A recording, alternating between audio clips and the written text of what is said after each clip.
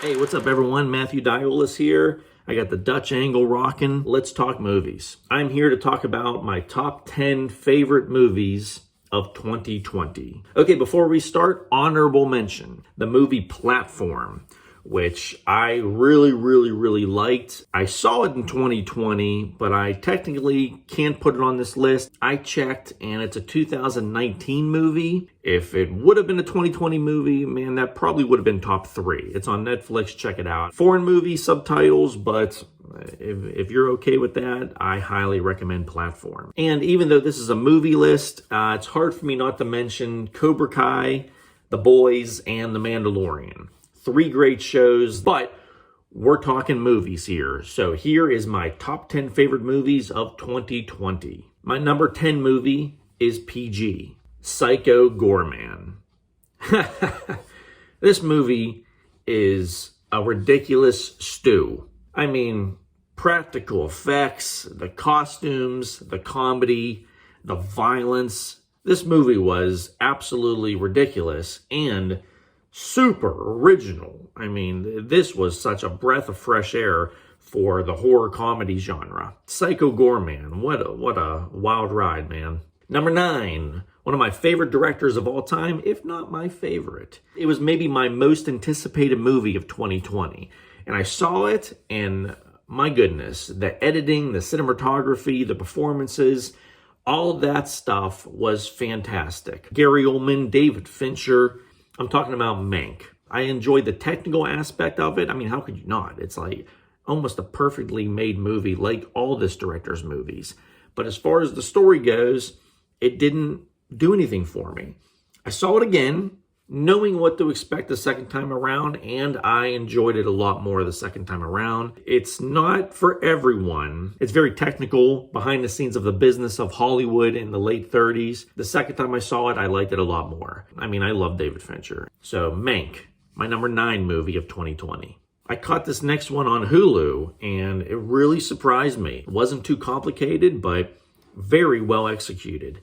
Run. I don't want to say anything and give away spoilers, but if you want a quick little nice thriller that's really well put together, this is your movie. There was a point where I had my top 10 list all put together, and then I saw this movie, and I was like, I gotta remove something in order to get this movie on my top 10 list because I really liked it. The Kid Detective. It was about this young kid who used to be a detective in the neighborhood. Smart little kid, and he was able to solve these little crimes around his neighborhood, and everyone liked him. Then he grew up and he ended up being a has-been. But then he kind of stumbles upon this murder mystery. It has influences and pieces of Chinatown in it. And it's really funny. And it goes from comedy to straightforward, serious drama. Every time I see a Pixar movie, they always hit it out of the park. And this one is no exception. Soul. I don't want to say anything because I want you to experience for yourself if you don't know anything about it.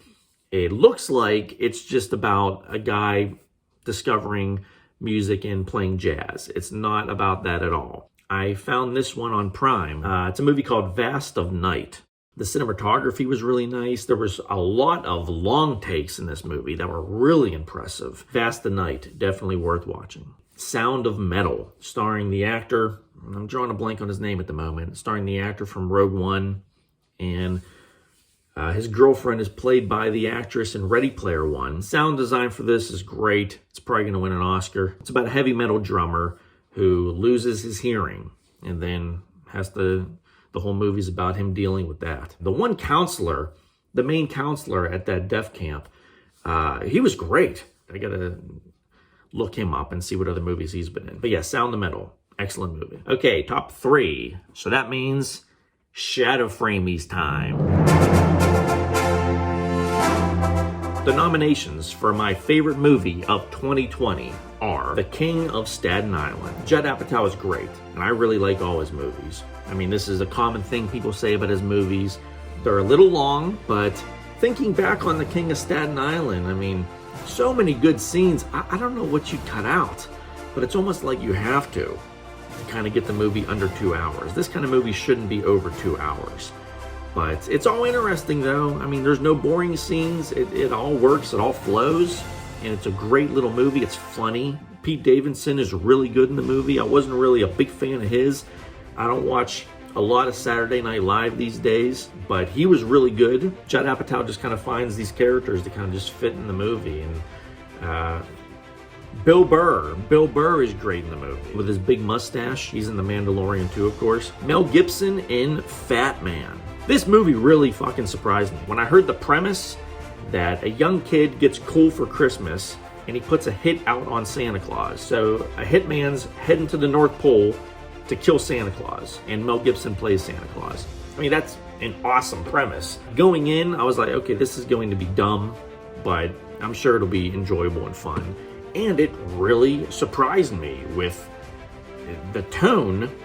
As wackadoo as that story is, they kind of pulled it off with the tone, and it worked really well. From the son of David Cronenberg, Possessor. This one was pretty cool. It felt like a movie version of Black Mirror. Very, very violent, but that was kind of like the point.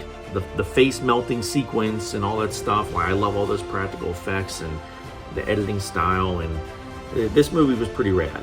Okay, the Shadowframe for best movie of 2020 goes to Fat Man. Ho, ho, ho, Mel Gibson. Fat Man, my favorite movie of 2020.